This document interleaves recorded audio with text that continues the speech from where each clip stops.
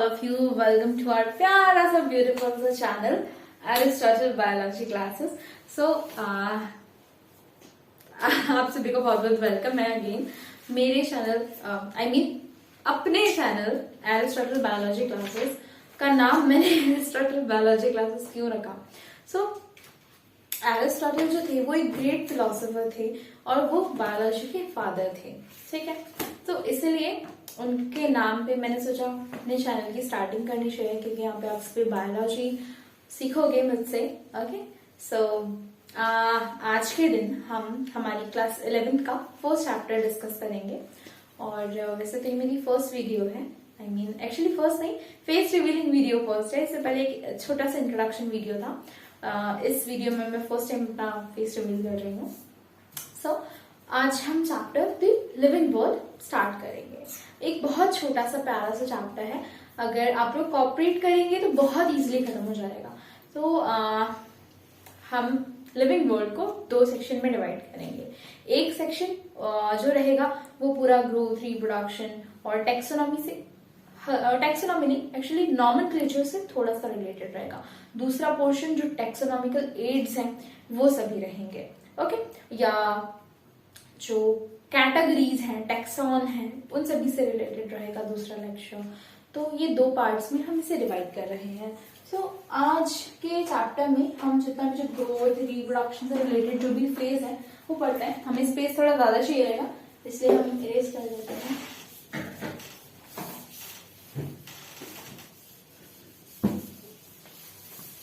देखिए, दी living world जो chapter है जो हम पढ़ने वाले हैं उसमें जो हमारा चैप्टर दी लिविंग वर्ल्ड है उसमें हम आज पढ़ेंगे जो ग्रोथ, रिप्रोडक्शन और मेटाबॉलिक एक्टिविटीज और सेल्फ कॉन्शियसनेस कह लीजिए, सेल्फ नहीं क्योंकि सेल्फ कॉन्शियसनेस थोड़ा अलग चीज है, मैं आपको एक्सप्लेन करूंगी। उसके अलावा सेलुलर एपरेटस, ये सभी चीजें क्या होती हैं और सबसे पहली बात लिविंग चीज क्या होती है। हमारे सराउंडिंग में बहुत सारी चीजें हैं, जैसे बोर्ड, मैं, ठीक है, आप लोग, ये मार्कर्स वगैरह, डस्टर्स वगैरह, या फिर अगर यहाँ पे कोई प्लांट होता तो वो प्लांट या कुछ भी चीज, ठीक है। तो हम कैसे बताएं कि कोई सी चीज लिविंग है, कोई सी चीज नहीं है। जैसे बोर्ड है, लिविंग नहीं है, हम जानते हैं, बट हम कैसे कैसे साबित करें, कैसे प्रूफ करें कि ये लिविंग है या नहीं। तो देखो, लिविंग चीज को डिसाइड करने के कुछ क्राइटेरिया होते हैं, हम उनके ऊपर स्टडी करेंगे। अब देखो,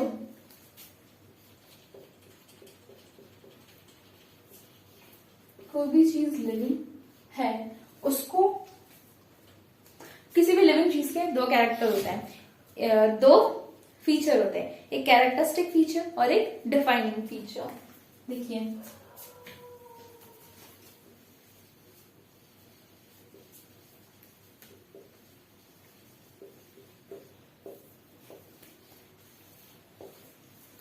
एंड डिफाइनिंग।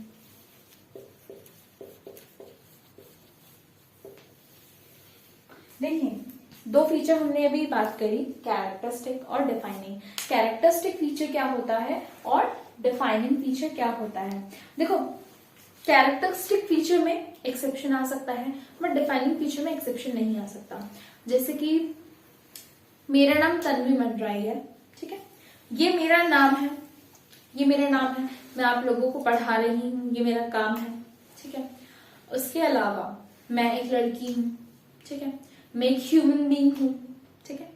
अब इनमें से क्या क्या मेरे कैरेक्टरिस्टिक फीचर हैं जो मुझ में भी हूं, दूसरी लड़कियों में भी हूं, दूसरे लिविंग बीइंग्स में भी हूं, ठीक है। ये क्या हुआ? Characteristic feature. लेकिन ऐसा कौन सा पर्टिकुलर फीचर जो सिर्फ मुझ में है और किसी और में नहीं है। मेरी जैसी सेम एग्जैक्ट कॉपी अगर कोई हो तो उसमें होगा। एग्जैक्ट कॉपी से मेरा मतलब, चलो एग्जैक्ट कॉपी वाला एग्जांपल अलग रखो।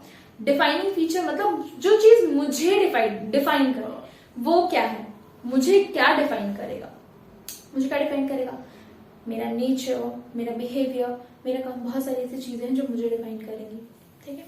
अब देखो, कैरेक्टरिस्टिक फीचर क्या होते हैं जो वैरी कर सकते हैं, जो हर लिविंग ऑर्गेनिज्म में होंगे, लेकिन उनको डिफाइन नहीं, मतलब जो लिविंग ऑर्गेनिज्म में होंगे, लेकिन जरूरी नहीं है कि वो हर लिविंग ऑर्गेनिज्म में हो, लेकिन डिफाइनिंग फीचर हर एक लिविंग ऑर्गेनिज्म में होंगे।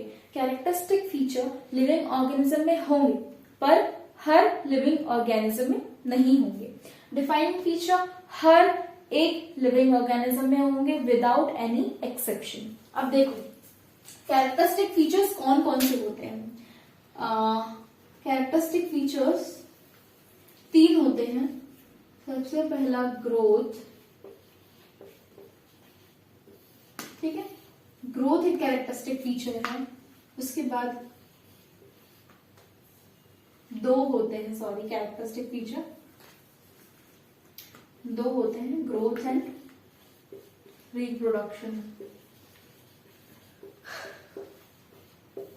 ग्रोथ एंड रिप्रोडक्शन, ये 2 क्या है, डिफाइनिंग फीचर, कैरेक्टरिस्टिक फीचर, ठीक है। इसके बाद डिफाइनिंग फीचर 3 है। मेटाबॉलिक एक्टिविटी,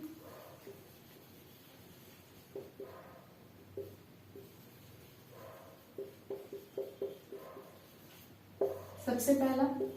उसके बाद कॉन्शियसनेस,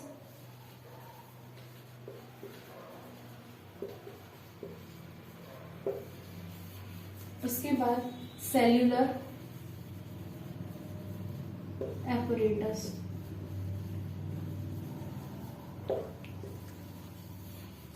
अब देखिए, इतनी हमने बात की, ग्रोथ क्या है, रिप्रोडक्शन क्या है, मेटाबॉलिक एक्टिविटी क्या है, कॉन्शियसनेस क्या है, सेलुलर एपरेटस क्या है।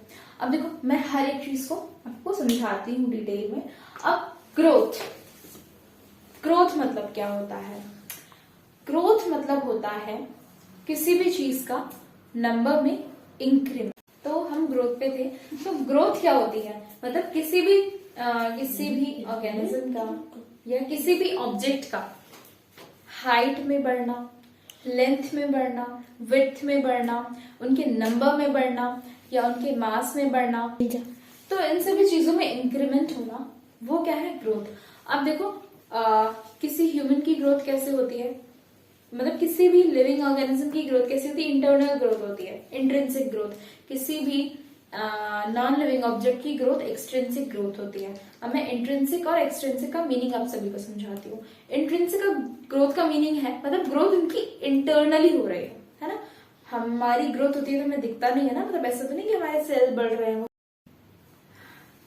तो जैसा कि हमने डिस्कस किया कि ये सभी चीजें क्या होती है, ग्रोथ में इंक्लूडेड होती है ना। अब एक्सट्रिंसिक और इंट्रिंसिक की बात करी थी मैंने। एक्सट्रिंसिक ग्रोथ क्या होता है, जब किसी भी ऑर्गेनिज्म नहीं, किसी भी एक्सट्रिंसिक ग्रोथ होती किन में है, एक्सट्रिंसिक ग्रोथ एबायोटिक मतलब एबायोटिक ऑब्जेक्ट्स में होती है। एबायोटिक क्या हो गए, जैसे आप सभी ने सुन रखा होगा कि माउंट एवरेस्ट है, माउंट एवरेस्ट की हाइट थोड़ी थोड़ी कुछ सेंटीमीटर्स बढ़ रही है ना। ये आप सभी ने सुन रखा होगा ऑलमोस्ट। तो उसकी ग्रोथ कैसी हो रही है, एक्सट्रिंसिक मीन्स इंटरनल केमिकल्स उसकी ग्रोथ नहीं करा रहे हैं, उसकी ग्रोथ इंटरनली नहीं हो रही है, उसकी ग्रोथ एक्सट्रिंसिक हो रही है, मीन्स एक्सटर्नल हो रही है। तो ये 2 टाइप की ग्रोथ पैटर्न देखने को मिलता है। देखिए ग्रोथ कैसा है, जितने भी बायोटिक ऑर्गेनिज्म में कैसी ग्रोथ है, एबायोटिक में कैसी ग्रोथ है। देखिए बायोटिक में कैसी ग्रोथ कही थी मैंने, इंट्रिंसिक,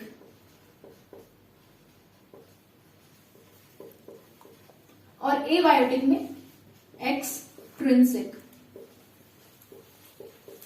ये 2 ग्रोथ के पैटर्न हमें दिखाई दिए।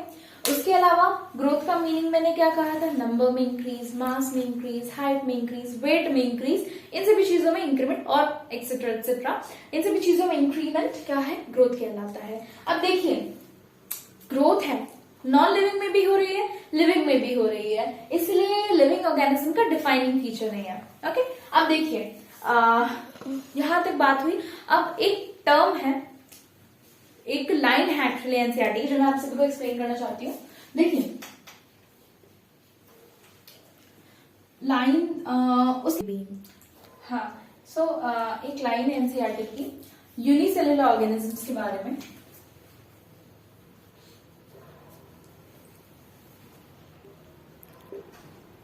यूनिसेलुलर ऑर्गेनिजम्स के बारे में एनसीईआरटी ये कहती है कि ग्रोथ एंड रिप्रोडक्शन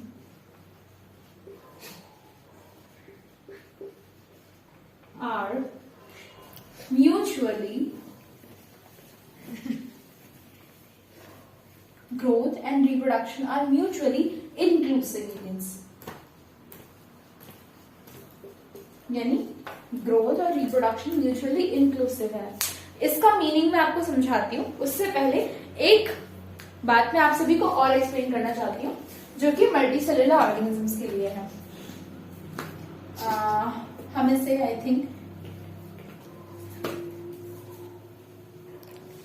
यही लिख देते हैं फिलहाल के लिए। देखिए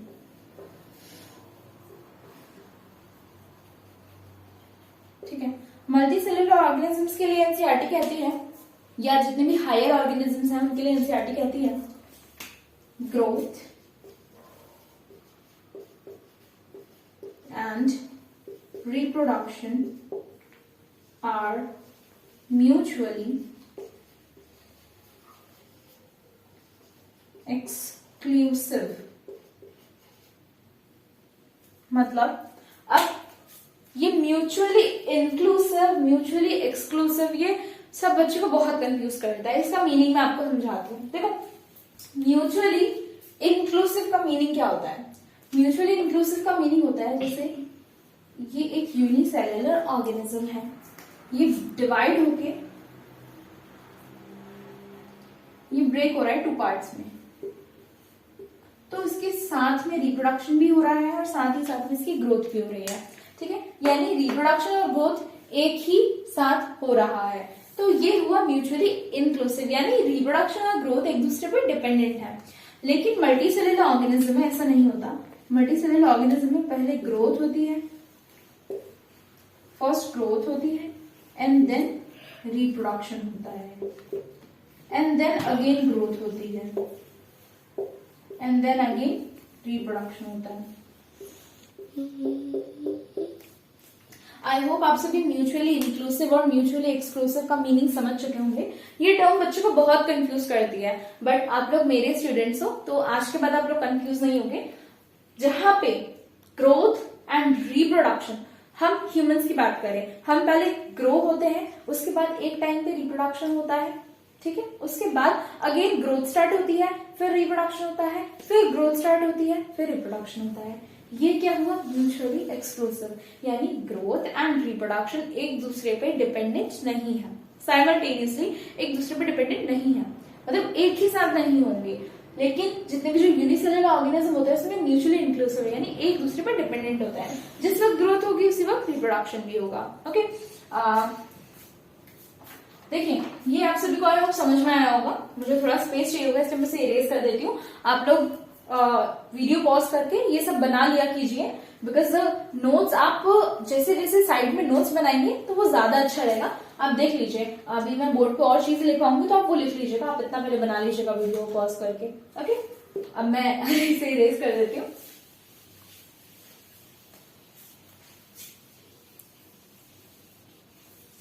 और मैं एक चीज और कहना चाहूंगी, बताना चाहूंगी कि जितने भी जो प्लांट्स होते हैं, प्लांट्स में जो ग्रोथ पैटर्न होता है वो कैसा होता है? इनडिटर्मिनेट।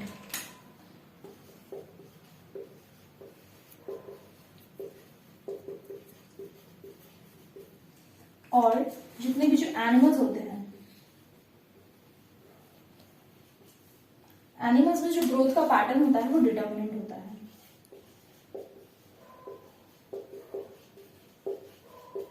ठीक है, इनडिटर्मिनेंट और डिटर्मिनेंट का मीनिंग क्या है? मतलब प्लांट लाइफ लॉन्ग बढ़ता ग्रो करता रहता है, लेकिन एनिमल्स की ग्रोथ एक टाइम पे आके रुक जाती है। ये डिटर्मिनेंट और इनडिटर्मिनेंट का मीनिंग है। उसके अलावा जो ग्रोथ है या रिप्रोडक्शन से रिलेटेड एक टर्म है कि यूनिसेलुलर ऑर्गेनिज्म कभी भी मरते नहीं है।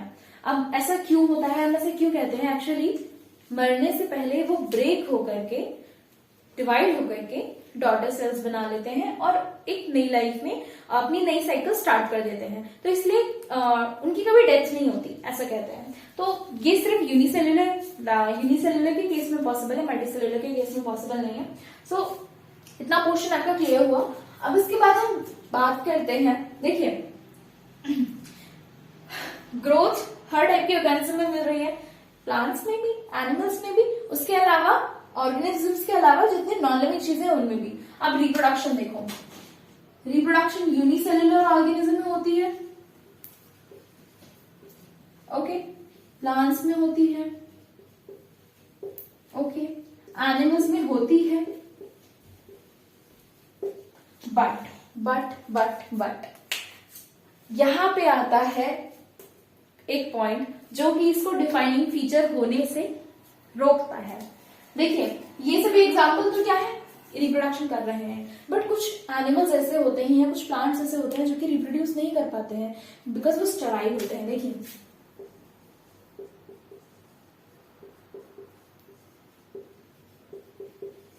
स्टेराइल कपल्स, म्यूल, हिंदी, खच्चर वगैरह, है ना, या ड्रोन, इतना लिखिए आप, ठीक। ये सभी क्या नहीं कर सकते, रिप्रोडक्शन नहीं कर सकते। क्यों नहीं कर सकते ये सभी रिप्रोडक्शन, मैं आपको बताती हूँ। देखिए स्टेराइल कपल, उनमें हो सकता है किसी भी रीजन से स्टेरिलिटी आई हो। स्टेरिलिटी मीन्स वो फर्टाइल नहीं है, वो रिप्रोड्यूस नहीं कर सकते। म्यूल, खच्चर, हिन्नी, खच्चर, म्यूल, हिन्नी, खच्चर वगैरह, ठीक है, जो गधे और घोड़े की एक्स ब्रीड होती है, हाइब्रिड जो होते हैं वो म्यूल एंड हिन्नी होते हैं, ठीक है। तो ये भी रिप्रोडक्शन नहीं कर सकते। तो क्या ये लिविंग ऑर्गेनिज्म नहीं है? जो स्टेराइल कपल्स हैं या जो म्यूल है, जो हिनी है, वो लिविंग ऑर्गेनिज्म नहीं है? ऑब्वियसली ऐसा नहीं है, वो भी लिविंग ऑर्गेनिज्म है, बट वो रिप्रोड्यूस नहीं कर पा रहे हैं। तो हर लिविंग ऑर्गेनिज्म रिप्रोड्यूस कर रहा है, क्या ये बात सच हुई? ऑब्वियसली नहीं हुई। तो ये पॉइंट यहाँ पे डिफाइनिंग फीचर होने से इसे रोक देता है। अब उसके बाद मेटाबॉलिक एक्टिविटी। मेटाबॉलिक एक्टिविटी क्या होती है? मेटाबॉलिक एक्टिविटी, यहां से हमारा डिफाइनिंग फीचर स्टार्ट होता है। मेटाबॉलिक एक्टिविटी हर उस लिविंग ऑर्गेनिज्म में होगी, हर उस लिविंग ऑब्जेक्ट में होगी, हर लिविंग ऑब्जेक्ट में होगी। Okay, metabolic activity. अब देखिए मेटाबॉलिक एक्टिविटी होती क्या है? हमारी बॉडी में बहुत सारी केमिकल रिएक्शंस हैं, कुछ चीजें बन रही हैं हमारी बॉडी में, कुछ चीजें ब्रेक हो रही हैं। अब इन सभी केमिकल रिएक्शंस को हम इन सभी केमिकल रिएक्शंस को हम कंबाइंडली क्या कहते हैं? मेटाबॉलिक एक्टिविटी या मेटाबॉलिक रिएक्शंस, ठीक है। अब देखिए मेटाबॉलिक रिएक्शन होना ये शो करता है कि कोई सा भी ऑर्गेनिज्म लिविंग है या कोई सा ऑर्गेनिज्म लिविंग नहीं है। मेटाबॉलिक एक्टिविटी में जो रिएक्शंस होती हैं वो लिविंग रिएक्शंस होती हैं। अगर ये किसी सेल के अंदर रिएक्शन हो रही है तो वो सेल क्या है? लिविंग है। अगर वो लिविंग रिएक्शन है, वो एक ऑर्गेनिज्म है, लिविंग ऑर्गेनिज्म, अगर वो सेल के अंदर रिएक्शन हो रही है। लेकिन अगर सेल्यूलर एपरेटस के बाहर आप ये लिविंग रिएक्शन कर रहे हो, इन विट्रो, लैब में, टेस्ट ट्यूब में, तो वो क्या हुई? सिर्फ लिविंग रिएक्शन हुई, लेकिन लिविंग ऑर्गेनिज्म नहीं होंगी। अब देखिए मेटाबॉलिक एक्टिविटी यूनिसेल्युलर होती है, उसके बाद प्लांट्स में होती है, एनिमल्स में होती है। इन सभी में क्या नहीं है? No exception. क्या नहीं है? कोई भी एक्सेप्शन नहीं होता। किसमें? डिफाइनिंग फीचर में। अब कॉन्शियसनेस क्या होती है? देखो बेटे, कॉन्शियसनेस में बोर्ड को मार दूंगी तो बोर्ड बुरा तो नहीं मानेगा ना, ऑब्वियसली बुरा नहीं मानेगा। लेकिन मैंने तुम्हें एक आदि को लपड़िया दिया तो तुम लोग बुरा मान जाओगे, है ना, बोले ये कैसी नाम है, हमें मार दिया। तो देखो हमें या किसी भी ऑर्गेनिज्म को फील होता है, उसके एक्सटर्नल एनवायरनमेंट में क्या हो रहा है, कुछ भी चेंजमेंट उसे फील होता है, that is consciousness. Okay, consciousness her living organism में होगा, यूनिसेल्युलर में भी होगा, ओके, प्लांट्स में, touch me not mimosa plants आप सभी ने देखा होगा, उसमें भी होता है, और एनिमल्स में भी होगा, ठीक है। आप जैसे प्यारे प्यारे जानवर आप लोगों में भी है, ठीक है, मुझ में भी है, मैं इंसान हूँ। अब देखो यूनिसेलुलर प्लांट्स, एनिमल्स, इन सभी में होगा। अब उसके बाद सेल्यूलर एपरेटस, ये chapter cell the basic unit of life, cell the fundamental unit of life, ये आप सभी ने पढ़ रखा है, ठीक है, 9th में पढ़ रखा है, 9th से पहले भी पढ़ रखा है। सेल क्या होता है, किसी भी लिविंग ऑर्गेनिज्म को बनाता है, किसी भी लिविंग ऑर्गेनिज्म को। तो सबसे छोटी यूनिट क्या है, सेल। तो सेल के बिना तो कोई भी ऑर्गेनिज्म लिविंग होगा ही नहीं, है ना, कोई भी लिविंग ऑर्गेनिज्म बिना सेल के तो बन ही नहीं सकता। तो इसीलिए ये हर मतलब यूनिसेल्युलर में भी सेल होगा, प्लांट्स में भी सेल होंगे और एनिमल्स में भी सेल होंगे। ओके, तो ये हुआ हमारा यहाँ का ग्रोथ, मतलब ये हुआ पैटर्न डिफाइनिंग फीचर्स का, मतलब ये सभी फीचर्स क्या हुए हमारे डिफाइनिंग फीचर्स। अब देखो एक क्वेश्चन आता है एनसीईआरटी में, वो क्वेश्चन ये पूछते हैं एनसीईआरटी में कि जो पेशेंट्स कोमा में होते हैं वो अनकॉन्शियस माइंड, उनका माइंड अनकॉन्शियस स्टेट में रहता है, तो क्या वो लिविंग होते हैं या वो नॉन लिविंग होते हैं। अब देखो ऐसा नहीं है कि डिफाइनिंग फीचर सिर्फ एक है कॉन्शियसनेस, डिफाइनिंग फीचर और भी है, मेटाबॉलिक एक्टिविटी, सेल्यूलर अपरेटस, ये भी है ना। अगर किसी भी ऑर्गेनिज्म इन तीनों में से एक अगर कॉन्शियसनेस नहीं है, इट डजंट मीन कि वो लिविंग नहीं है। ये अकेला डिसाइड नहीं कर रहा है कि कोई भी पर्सन, कोई भी ऑर्गेनिज्म लिविंग है या नहीं। अब देखो उसकी बॉडी में मेटाबॉलिक एक्टिविटी तो हो रही होगी, तभी वो लिविंग है, तभी वो कोमा में है, नहीं तो डॉक्टर उसे डेड डिक्लेयर कर देते हैं, है ना। जब तक उसे डेड डिक्लेयर नहीं किया गया है तब तक वो क्या है, लिविंग है। उसकी मेटाबॉलिक एक्टिविटी चल रही होगी, सेल्यूलर एपरेटस है।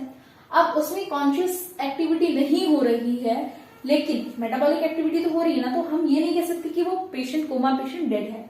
अब इतना पोर्शन आप लोगों का आई होप क्लियर हुआ होगा और इसमें आप लोगों को कोई डाउट नहीं होगा मुझे जहां तक लगता है।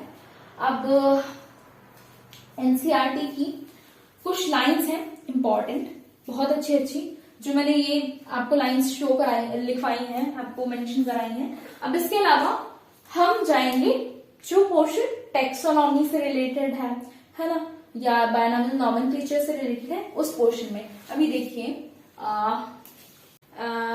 अब मैं आप सभी को बताना चाहूंगी टेक्सोनॉमी से रिलेटेड या कैटेगराइजेशन क्लासिफिकेशन से रिलेटेड कुछ पार्ट। तो अभी तक हमने जो भी पढ़ा वो कोई ऑर्गेनिज्म लिविंग है या नहीं ये डिसाइड करता है, ठीक है, मतलब वो बताता है कि आप किसी भी लिविंग ऑर्गेनिज्म का डिफाइनिंग फीचर क्या है, ठीक है। अब देखिए अब हम पढ़े, अब देखो अब हमारे पूरे वर्ल्ड में बहुत सारे ऑर्गेनिज्म है, बहुत सारे, ठीक है। कुछ ह्यूमंस हैं, कुछ बर्ड्स हैं, कुछ फिशेस हैं, कुछ प्लांट्स हैं, कुछ एल्गी है ना, कुछ फंजाई है, अलग अलग टाइप के ऑर्गेनिजम्स हमारे पूरे वर्ल्ड में प्रेजेंट हैं। अब टोटल अराउंड 1.7 से 1.8 बिलियन की हमारे अर्थ पे डाइवर्सिटी प्रेजेंट है अभी के टाइम में। अब उस डाइवर्सिटी के हर एक पर्सन के बारे में जानना, हर एक का नाम जानना, हर एक को एक कैटेगरी में क्लासिफाई करना बहुत मुश्किल काम है, बट साइंटिस्ट ने ऐसा किया है। जितने भी जो साइंटिस्ट हैं सबने मिलकर के अलग अलग तरीका अपनाया। अब हमारे जो ग्रेट फादर थे बायोलॉजी के, हमारा जो चैनल का नाम है एरिस्टोटल बायोलॉजी क्लासेस, तो एरिस्टोटल जो सर थे, ठीक है, great Aristotle, the great Aristotle,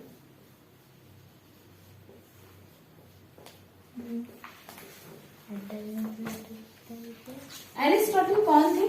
father of biology. हाँ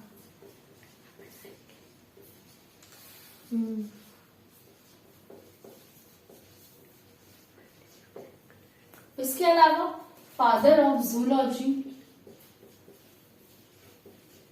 एंड एम्ब्रियोलॉजी।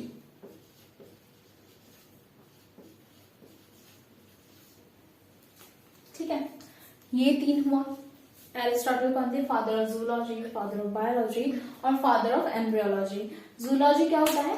बायोलॉजी की एक ब्रांच है। बायोलॉजी के two parts, biology two parts में डिवाइडेड है, एक बॉटनी, एक जूलॉजी। जूलॉजी जितने भी एनिमल से रिलेटेड बातें होती है वो जूलॉजी में होती है, जितनी भी प्लांट से रिलेटेड बातें होती है वो बॉटनी में होती है। ठीक है, तो एरिस्टोटल क्या है?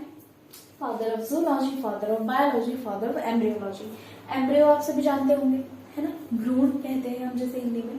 भ्रूण की जो भी कंप्लीट स्टडी है वो हम एम्ब्रियोलॉजी में पढ़ते हैं।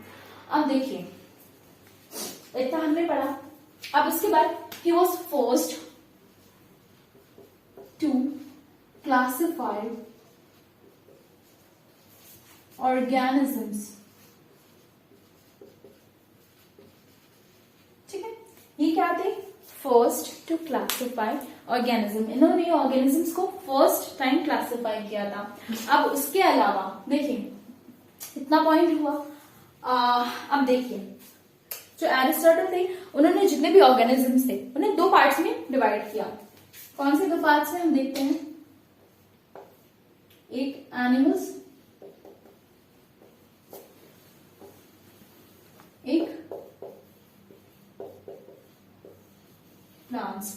अब एनिमल्स और प्लांट्स में इन्होंने तो डिवाइड कर दिया, लेकिन अब देखिए एनिमल्स को इन्होंने दो पार्ट में फर्दर डिवाइड किया। क्या थे? एक जिनमें आरबीसी प्रेजेंट था, एक जिनमें आरबीसी एब्सेंट था। ओके, ये दो पार्ट्स हुए। उसके अलावा प्लांट्स को इन्होंने तीन पार्ट्स में डिवाइड किया था, herbs, shrubs and tall trees। अब हर्ब्स में क्या आते हैं? जो छोटे छोटे पेड़ पौधे होते हैं, ग्रासेस वगैरह होती हैं शर्ब्स में, जैसे लेमन का, रोज का प्लांट, है ना। उसके बाद टॉल ट्रीज में मैंगो, नीम, ये सब आते हैं। अब इन्होंने दो पार्ट्स में तो क्लासिफाई कर दिया ऑर्गेनिज्म को। ये सबसे फर्स्ट तरीका था ऑर्गेनिजम्स को क्लासिफाई करने का। अब देखिए, उसके बाद इन दोनों के साथ साथ ही ये क्या थे? Founder of taxonomy. यानी टैक्सोनॉमी वर्ड का मैं मीनिंग आपको बताती हूँ सबसे पहले। तो टैक्सोनॉमी मीन्स होता है अरेंजमेंट के rules, rules of arrangement, arrangement के रूल्स। जो टैक्सोनॉमी वर्ड है ये एक ग्रीक वर्ड है, और ये वर्ड को फर्स्ट डिस्क्राइब मतलब या फिर फर्स्ट प्रपोज किसने किया था? APD Candolle.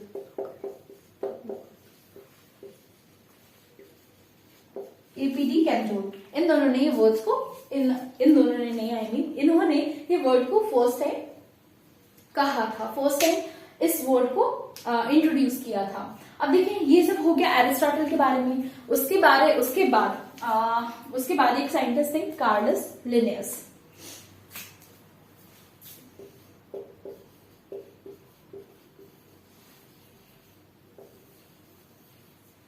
जो कार्लस लिनियस थे, इन्होंने क्या किया?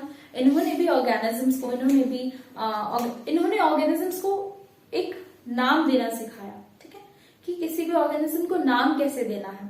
इन्होंने बायोनॉमियल नॉमेनक्लेचर दिया।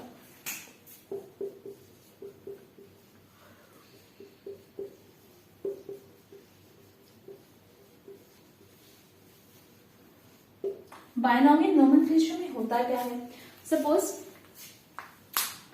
मेरा नाम तन्वी मंडराई है, दो पार्ट से मिलकर बना है, तन्वी एंड मंडराई। तन्वी मेरा नेम है, मंडराई मेरा सरनेम है।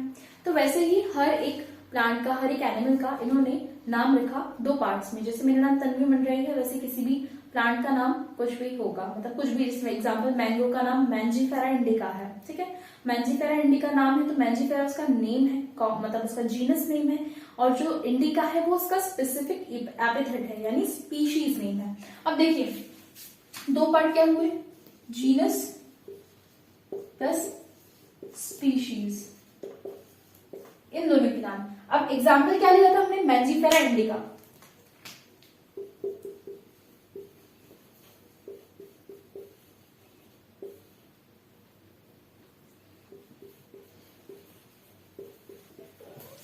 देखिए, जो बायनॉमियल नॉमेनक्लेचर है ये लिनियस ने दिया था।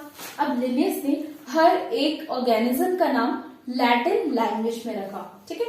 उनका ओरिजिन कुछ भी हो, किसी भी मैंगो सपोज इंडिया में हो, इंडिया का मैंगो हो या किसी दूसरी कंट्री का मैंगो हो, लेकिन उन्होंने उसका नाम सिर्फ लैटिन लैंग्वेज में रखा। और लैटिन लैंग्वेज में क्यों रखा? क्योंकि एक जैसे मेरा कॉमन नेम है, मतलब मेरा ऑफिशियल नेम तन्वी मंडराई है, ठीक है, बट मेरे घर का नेम तनु है, मेरा निक नेम, मेरा पेट नेम तनु है, बट तनु के नाम से मुझे हर कोई तो नहीं जानता। अगर मैं ऑफिशियली किसी कॉन्फ्रेंस में, किसी मीटिंग में जाऊंगी और कोई मुझे तनु नाम से कॉल करेगा, अगर एक आदि कोई मुझे जानता हो, तो सब लोग नहीं पहचान पाएंगे कि तनु कौन है, किसके बारे में बात हो रही है। अगर वो तनु के से रिलेटेड बात करेगा तो हाँ, लेकिन अगर उस कॉन्फ्रेंस में तन्वी नाम से मुझे सब जानते हैं, अगर उस कॉन्फ्रेंस में तन्वी नाम से बात होगी तो सब लोग पहचान जाएंगे कि हाँ ये तन्वी के बारे में बात हो रही है। तो वैसे ही कार्लस लिनियस ने एक बहुत अच्छा तरीका अपनाया था कि हर एक ऑर्गेनिज्म को एक कॉमन नेम दिया था, वो हर कंट्री में यूज होगा, हर कंट्री में माना जाएगा। तो देखिए, मैंजीफेरा इंडिका किसका नेम है? मैंगो का। किसका नेम है बेटा? ये मैंगो का। मैंगो किस किसको पसंद है कमेंट बॉक्स में लिखना, ठीक है। मैंगो बहुत अच्छा फ्रूट है। अब देखो मैंजीफेरा इंडिका, अब इन्होंने बायनॉमियल नॉमेनक्लेचर के कुछ रूल्स बनाए, ठीक है, कि आपको बायनॉमियल नॉमेनक्लेचर में कैसे लिखना है, किसी भी नाम को आप कैसे लिखोगे। तो सबसे पहले इन्होंने क्या कहा कि लैटिन ओरिजिन होगा, सॉरी वर्ड लैटिन, ये लिखे जाएंगे, नेम हमेशा लैटिन में लिखे जाएंगे। उसके बाद ओरिजिन इनका चाहे जो भी हो लैटिन में लिखे जाएंगे।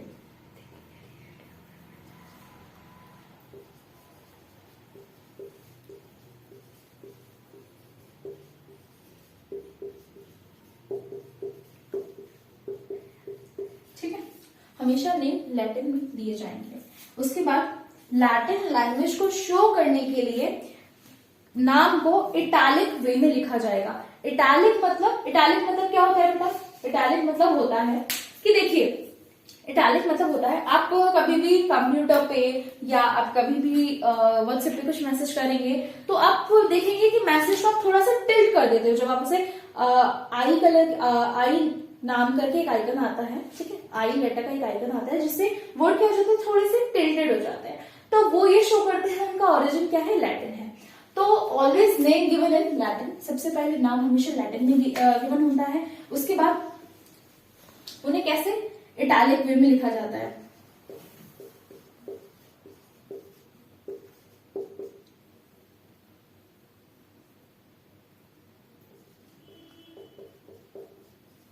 रिटन इन इटैलिक वे।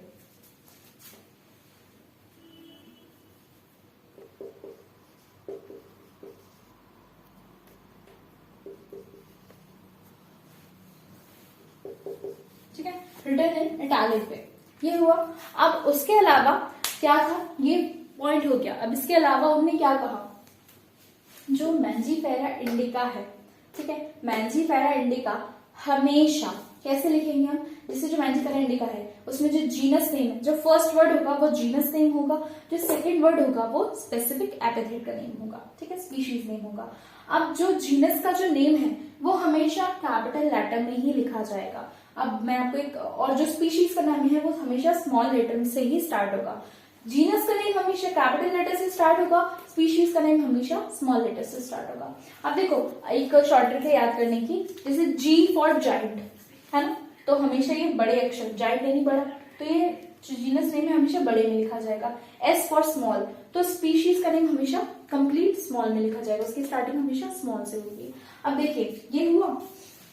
उसके बाद इन्होंने क्या कहा कि अगर हम इन्हें लिखेंगे, जैसे मैंजीफेरा इंडिका लिखा, अगर प्रिंटेड है, मैंजीफेरा इंडिका अगर प्रिंटेड है,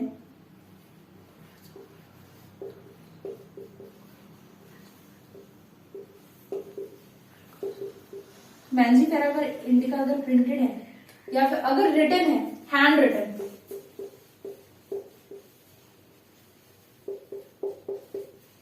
मैंजीफेरा इंडिका को अगर आप हाथ से लिखोगे तो आप कैसे लिखोगे, ऐसे लिखोगे इस फॉर्मेट में, मीन्स एम कैपिटल में, बाकी नॉर्मल स्मॉल लेटर में, और उन्हें सेपरेटली क्या करोगे, अंडरलाइन करोगे। ये हैंड रिटन।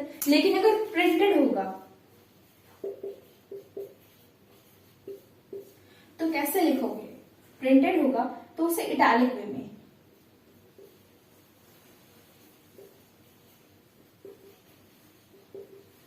मीन्स कुल इटालियन वे में लिखोगे, ठीक है, इटालिक वे में लिखोगे। ये हुआ, इतना पॉइंट क्लियर है सभी को? अब उसके बाद देखिए, मैं इरेज कर देती हूँ, आप सभी, आई होप आप सभी ने लिख लिया होगा, ठीक है। उसके बाद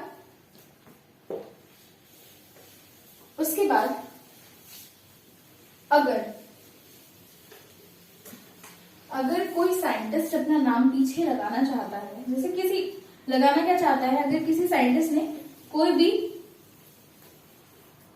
ऑर्गेनिज्म को नाम दिया है, जैसे मैंजीफेरा इंडिका का नाम ने दिया था लिनेस ने, तो हम कैसे लिखेंगे? मैंजीफेरा इंडिका लिन, ठीक है। और आप हैंड रिटन में लिखोगे तो इसलिए इतना सेपरेटली अंडरलाइन करोगे।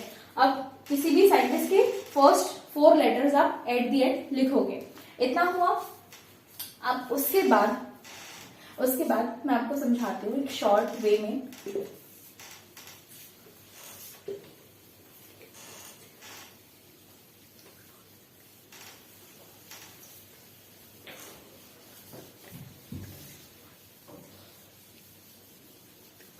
देखिए, आप अगर अच्छे से पढ़ेंगे और प्रॉपर नोट्स बनाएंगे तो आप लोगों को बहुत बेनिफिट मिलेगा, ठीक है। आप क्लास में मैं जो भी पढ़ाऊं, मैं जो भी लिखाऊं, आपको आंख बंद करके बेटा लिखना है, आपको लिखना है। क्यों? क्योंकि आपको क्या होगा, उससे फायदा होगा, उससे बेनिफिट होगा, ठीक है। अब देखो, इतना मैंने आपको समझाया। अब उसके बाद क्या आएगा? उसके बाद एक क्वेश्चन आएगा, मीन्स जो अलग अलग साइंटिस्ट ने अलग अलग कैटेगराइजेशन किया। अभी तक अपन ने क्या पढ़ा था? जो लिनेस थे उन्होंने बायनॉमियल नॉमेनक्लेचर दिया। उसके आगे हम एक नया टॉपिक नहीं, एक्चुअली इसी चैप्टर का जो लास्ट का पोर्शन है, टैक्सोनॉमी से रिलेटेड या कैटेगराइजेशन से रिलेटेड, हम वो पढ़ते हैं। अब देखो बेटा, क्या होता है, अगर 1.7, देखो कितनी डाइवर्सिटी कितनी है, 1.7 से 1.8 बिलियन, ठीक है बेटा, बिलियन में कितने जीरो होते हैं पता है? 1 2 3, उसके अलावा 1 2 3, उसके अलावा 1 2 3, इतने जीरो होते हैं बिलियन में, ठीक है। 9, देखो, किलो, मिलियन, बिलियन, ठीक है, इतने जीरो होते हैं बिलियन में। 1 बिलियन यानी 1 अरब, ठीक है। अब देखो, इतनी सारी डाइवर्सिटी है तो सबको कैटेगराइज करना भी बहुत इंपॉर्टेंट है। तो जैसे जैसे स्टेप बाय स्टेप कैटेगराइजेशन हुआ, ठीक है, जैसे जैसे स्टेप बाय स्टेप कैटेगराइजेशन हुआ, तो पहले तो सभी ऑर्गेनिज्म को बताया गया कि एनिमल्स को अलग कैटेगरी में रख दिया गया, प्लांट्स को अलग कैटेगरी में रख दिया गया। क्यों? क्योंकि किसी के पास सेल वॉल थी, किसी के पास नहीं थी। जिसके पास सेल वॉल थी उन सभी को प्लांट किंगडम में रख दिया गया, जिसके पास सेल वॉल नहीं थी उनको एनिमल किंगडम में रख दिया गया। अब इससे क्या हुआ? फायदा तो कुछ नहीं हुआ, नुकसान ही हुआ, क्योंकि यूनिसेलुलर ऑर्गेनिज्म मल्टीसेलुलर ऑर्गेनिज्म के साथ आ गए थे, फोटोट्रॉफिक ऑर्गेनिज्म हेटेरोट्रॉफिक के साथ आ गए थे। उसके अलावा जो फंगल सेल वॉल होती है वो अलग काइटिन की बनी होती है, और जो सेल्यूलोज की बनी होती है प्लांट सेल वॉल, तो उन दोनों को भी साथ में रख दिया गया। तो बहुत हौच-पौच हो गया था चीजों का। प्रोकैरियोट्स यूकैरियोट्स के साथ आ गए थे, ठीक है। तो अलग अलग साइंटिस्ट ने फिर अलग अलग क्या निकाले, किंगडम निकाले, कि हर एक कैटेगरी को आप अलग डिवाइड कर सको। तो सबसे पहला कौन थे? Carolus Linnaeus. इन्होंने दिया 2 किंगडम क्लासिफिकेशन। अब इस 2 किंगडम क्लासिफिकेशन में कौन थे? Plants and animals, okay, plants और एनिमल्स आ गए। अब उसके बाद कार्लस लिनियस के बाद एक साइंटिस्ट थे, वो साइंटिस्ट कौन थे? हैकल। अब हैकल ने क्या किया? थर्ड किंगडम दिया। इनने थर्ड किंगडम क्या दिया? प्रोटेस्टा। अब कुछ ऐसे ऑर्गेनिज्म थे प्रोटेस्टा में, ऐसे ऑर्गेनिजम्स थे, ऐसे यूकैरियोट्स जो कि यूनिसेल्युलर थे, वो सब इन्होंने यहाँ पे रख दिए प्रोटेस्टा में। जिनके पास वेल डिफाइंड बाउंड्री नहीं थी वो सब लाके इन्होंने कहाँ रख दिए? प्रोटेस्टा में। प्रोटेस्टा में क्या रखा उन्होंने? यूनिसेल्युलर यूकैरियोट्स, उसके बाद lack of well defined boundaries. ठीक है, इतना हुआ। इन्होंने थर्ड किंगडम दे दिया, 3 किंगडम तो आ चुके हैं। उसके बाद चौथा किंगडम किसने दिया? कोपलैंड। कोपलैंड ने किंगडम दिया। कोपलैंड जो एक साइंटिस्ट थे, अब इन्होंने कौन सा किंगडम दिया?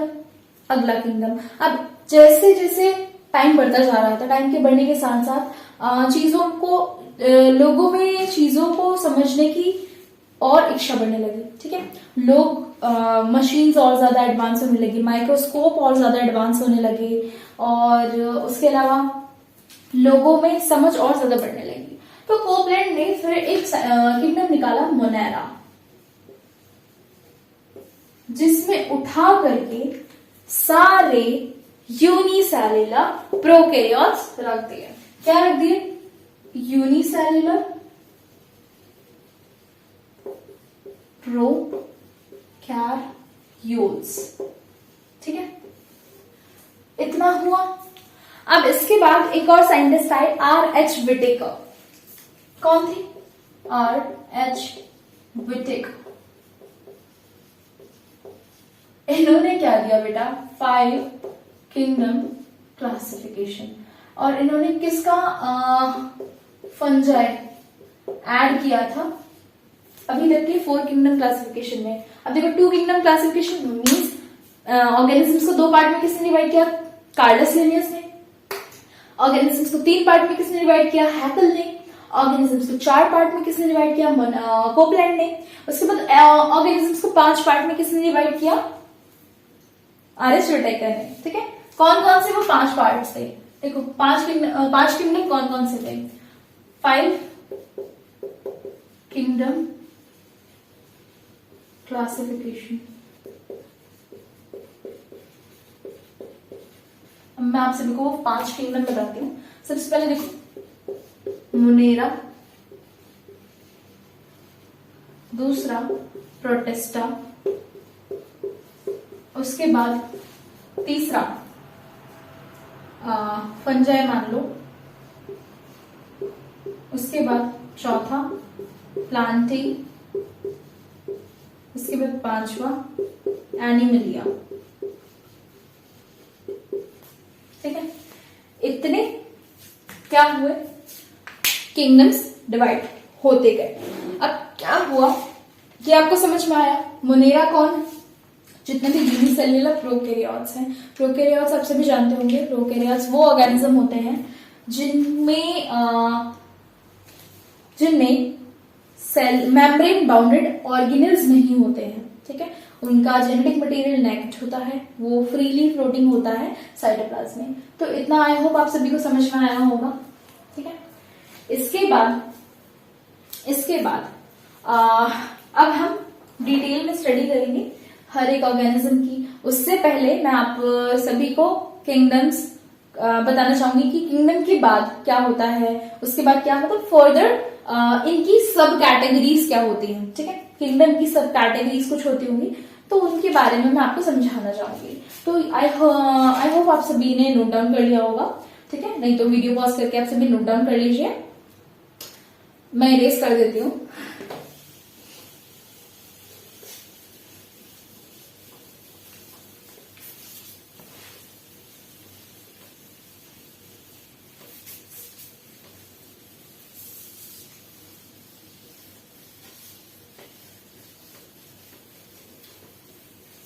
हाँ, तो आप आप सभी जब नोट्स बनाते होंगे तो नोट्स का एक प्रॉपर सीक्वेंस होता होगा, है ना। सबसे पहले चैप्टर का नेम आता होगा, उसके बाद चैप्टर की मेन हेडिंग आती होगी, उसकी सब हेडिंग, उसकी कुछ डिटेल, फिर उसकी सब हेडिंग, फिर उसकी कुछ डिटेल। ऐसे ही हमारा एक पिरामिड बनता है, ठीक है। हमारा एक क्या बनता है, पिरामिड। उस पिरामिड में सबसे टॉप पे क्या होता है, किंगडम। किंगडम से नीचे फाइलम या डिवीजन, उसके बाद क्लास, उसके बाद ऑर्डर, उसके बाद फैमिली, उसके बाद जीनस, उसके बाद स्पीशीज, ठीक है।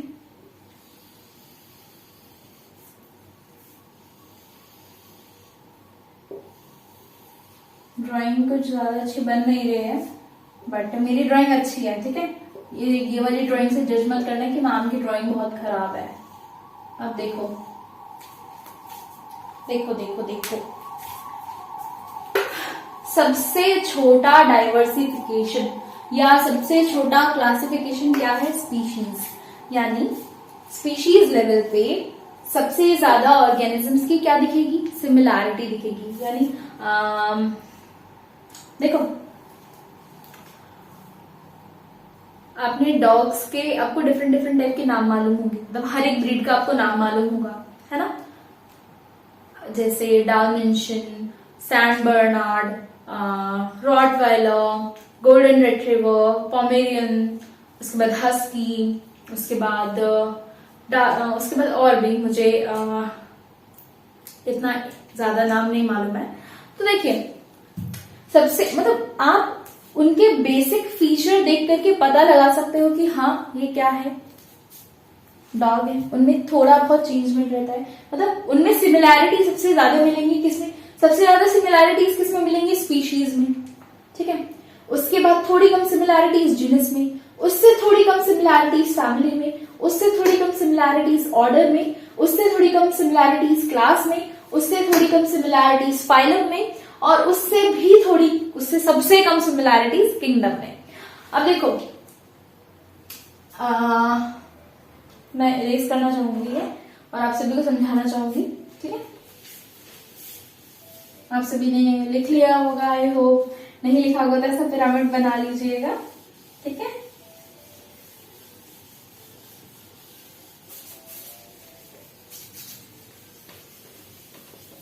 हाँ, सो